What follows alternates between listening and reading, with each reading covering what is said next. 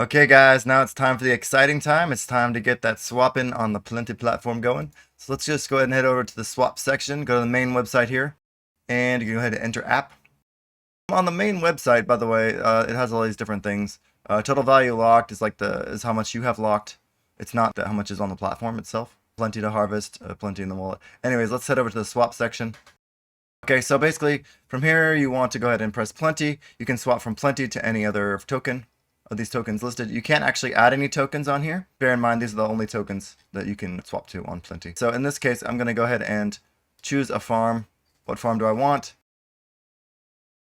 Please check out my other tutorial I'm going to have on basically how to choose a farm, and check out the APR to see which farm is going to make the most APR for you. So that way you can go ahead and swap the right token and add the correct liquidity. In this case, I'm just going to go ahead and do some GIF because I like me some GIF.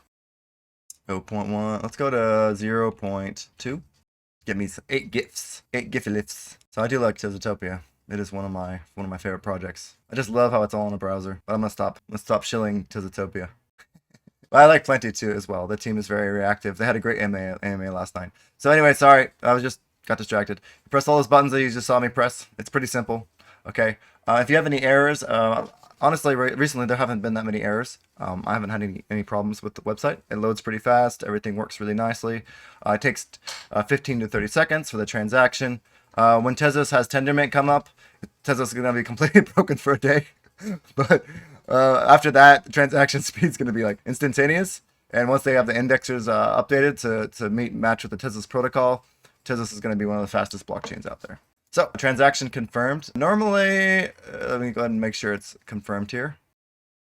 Where's my GIF? Oh, there it is. It popped up. Okay, good. So I have now the 8 GIF. Alright, that's it for this tutorial. Please head to my next tutorial on how to add liquidity. Catch you all next time.